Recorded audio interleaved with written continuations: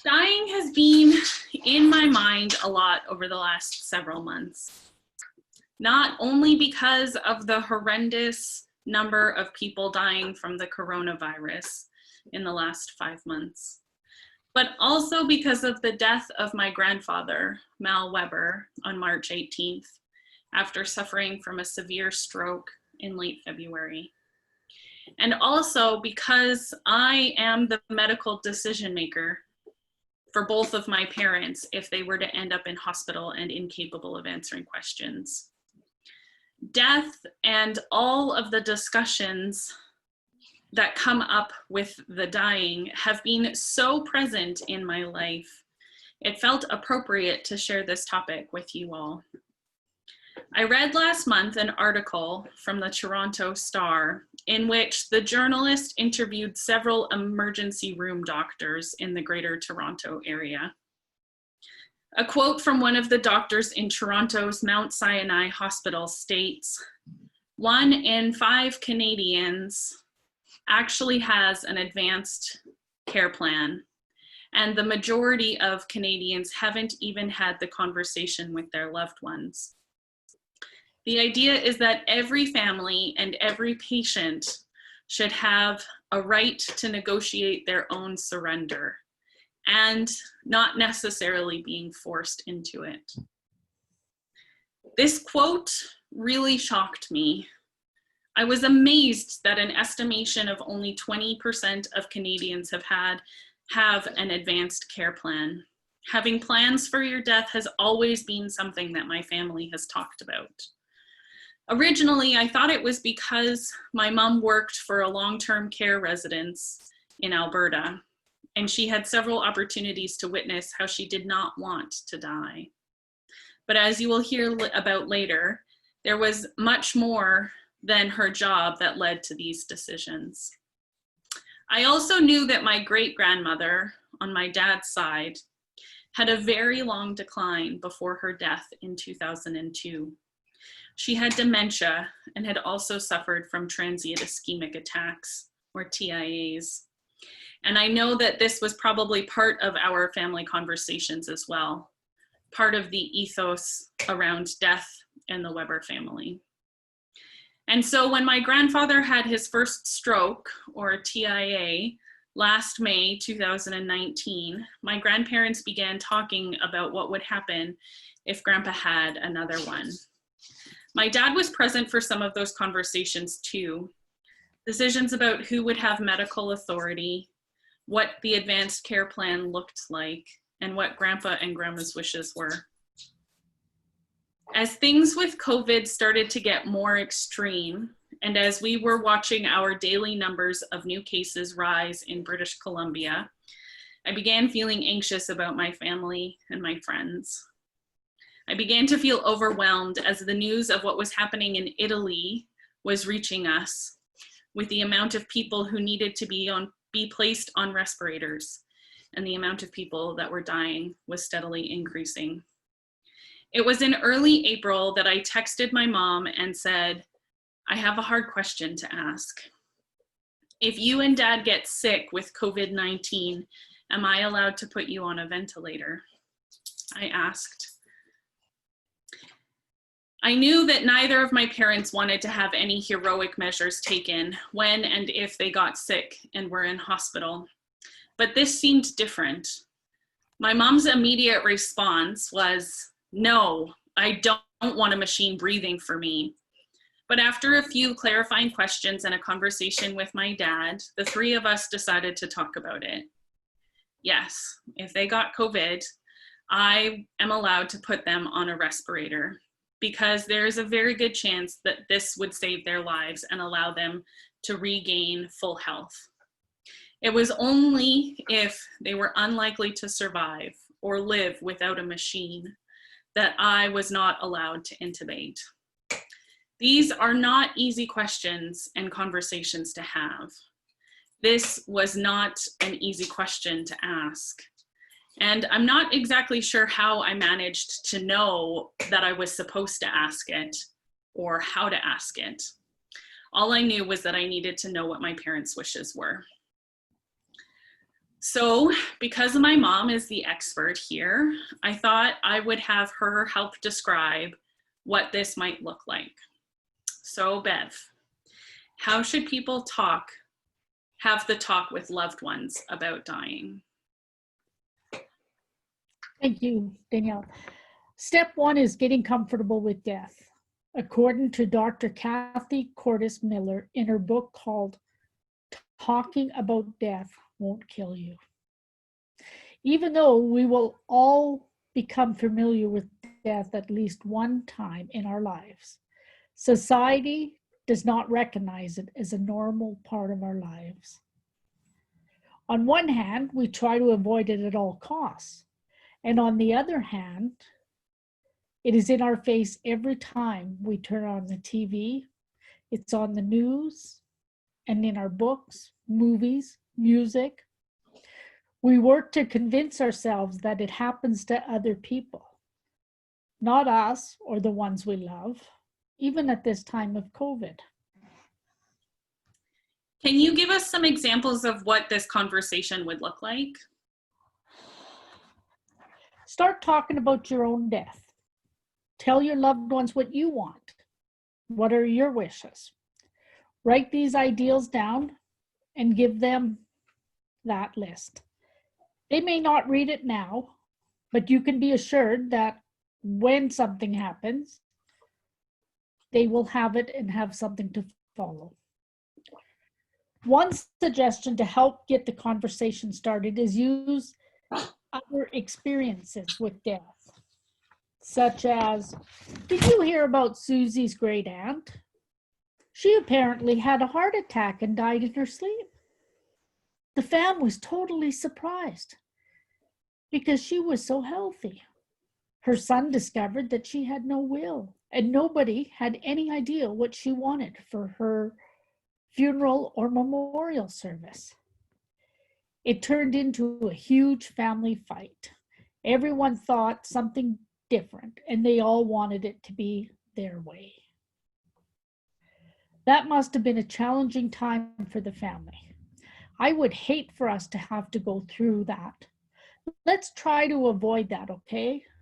I'm wondering if it would have been easier if they had known. Another example, focus on recent news event. I can't believe Brian Dennehy and little Richard died. I hadn't realized they were so ill. I was shocked to hear that the reality star Ashley Ross died in a car accident. She was only 35. I wonder if they had made any plans. Do you think they thought of a substitute decision maker? I think if I were in the situation, I would want that. How about you? Another example, put the blame on someone else. I went to see my doctor or lawyer or accountant today, and they asked if I had made any plan arrangements in case something happened to me or I got seriously ill. It caught me off guard.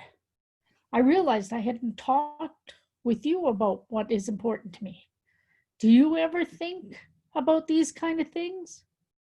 There were a few things that I need you to know about how I want to be treated if I get seriously ill, and how I would like my funeral to go. Okay, so if you had to create a list of do's and don'ts, what would it say? Do be straightforward in your conversation. Do not mince words or use overly complex or flowery language. Let the person you are talking to know why these discussions are important. Because you love them, you want to be able to provide them with the best care possible at the end of their life. Do point out the possible consequences of not talking now. Regret later on, misunderstanding, feelings of guilt and uncertainty. Do let family members know that what they say today isn't written in stone. They can always change their minds as conditions change. Don't give up if your attempts to have conversations about dying and death are met with resistance. Let your family know that you'll keep on trying because you love them and will want what's best for all of them. Explain your own stake in the conversation. You want to know their wishes so that you can better manage your own stress and sadness in the future. Many people don't want to talk about death and dying, but even few want to burden their families.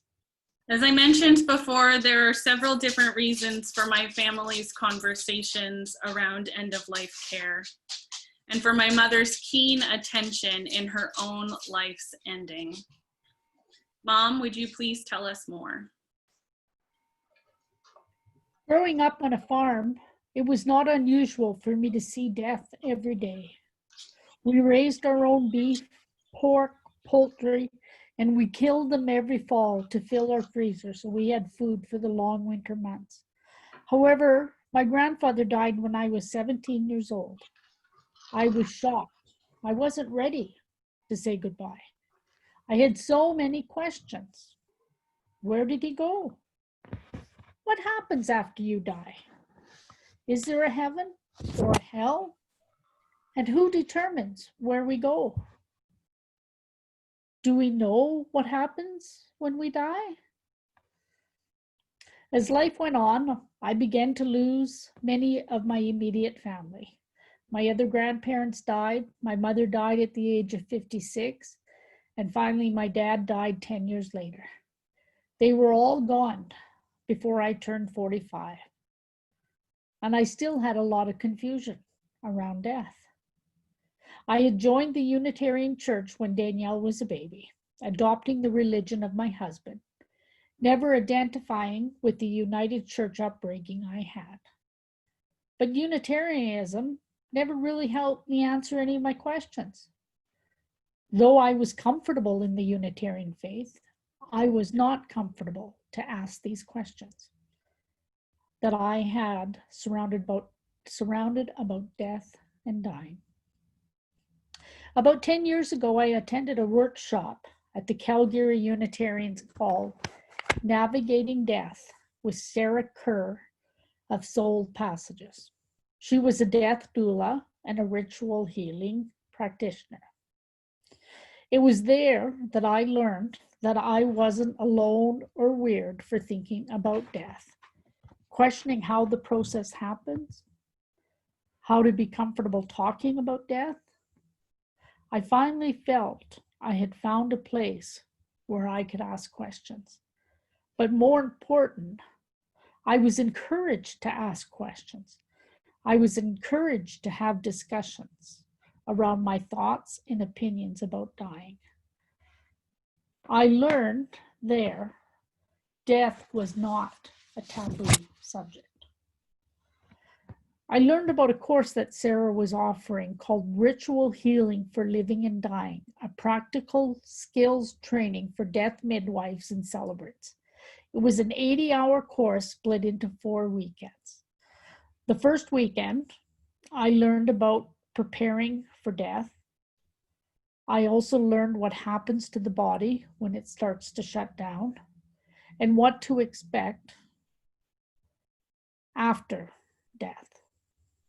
Next, there were rituals for body care, how to spend quality time washing and preparing the body. During this time, we can take time to reflect on the person's life using their favorite lotions or soap.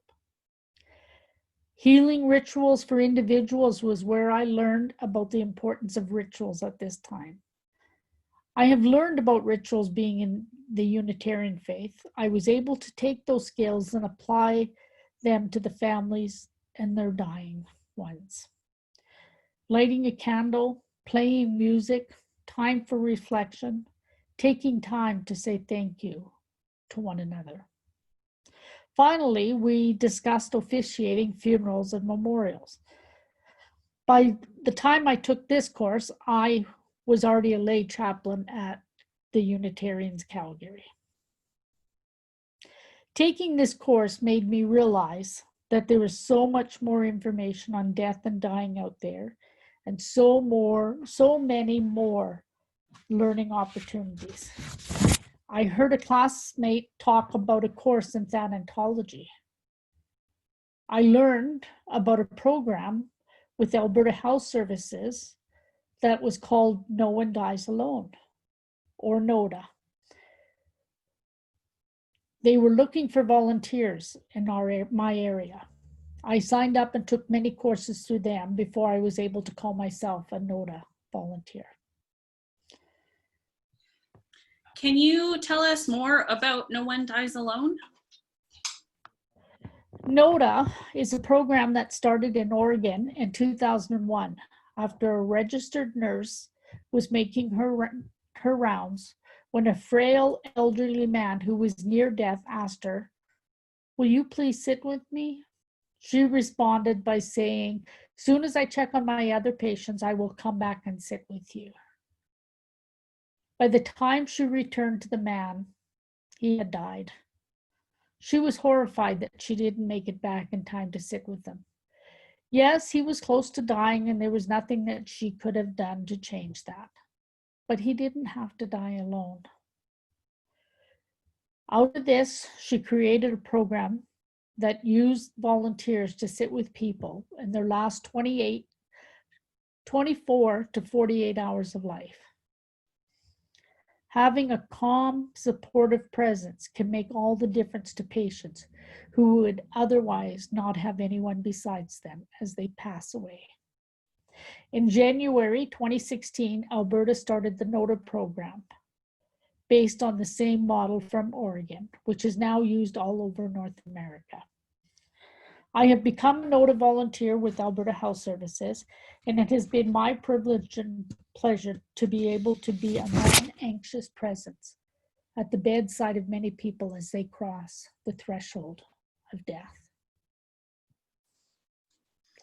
And can you tell us about Phanentology and what you did with that?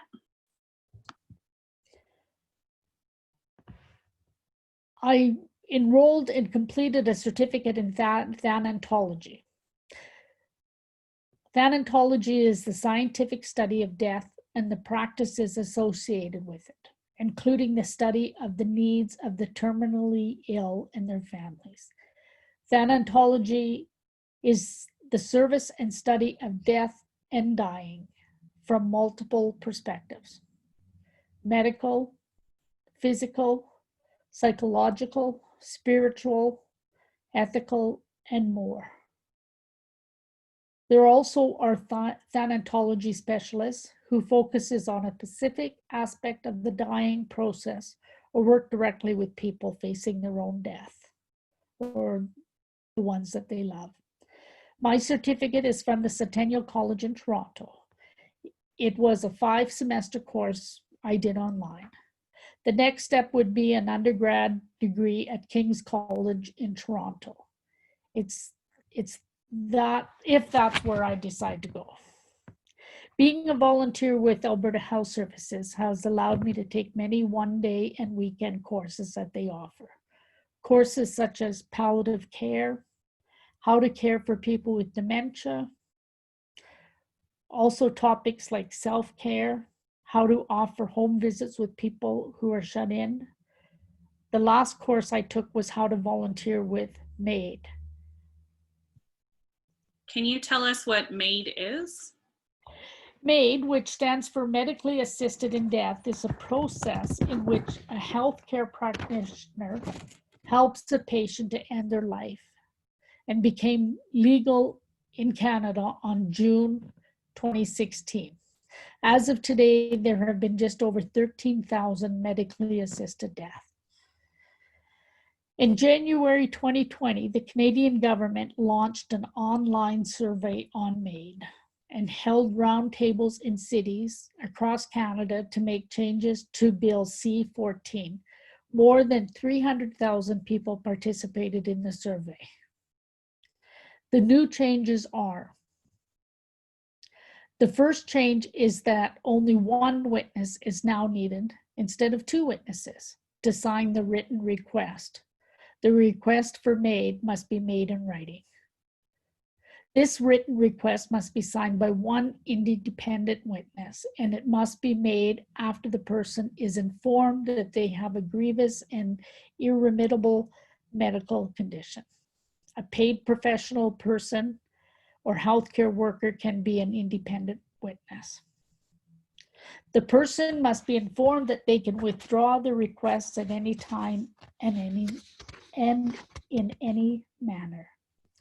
2 independent doctors or nurse practitioners must provide an assessment and confirm that all of their eligibility requirements are met. One of the 2 practitioners who provide an assessment of eligibility must have expertise in the medical condition that is causing the person's suffering. The person must be informed of available and appropriate means to relieve their suffering, including counseling service, mental health, and disability support service, community services, and palliative care, and must be offered consultations with professionals who provide these services. This person and the practitioners must have discussed reasonable and available means to relieve the person's suffering and agree that the person has seriously considered those means. The eligibility assessments must take a minimum of 90 days. Unless the assessments have been completed and loss of capacity is imminent. Immediately before MAID is provided, the practitioners must give the person an opportunity to withdraw the request and ensure that they give express consent.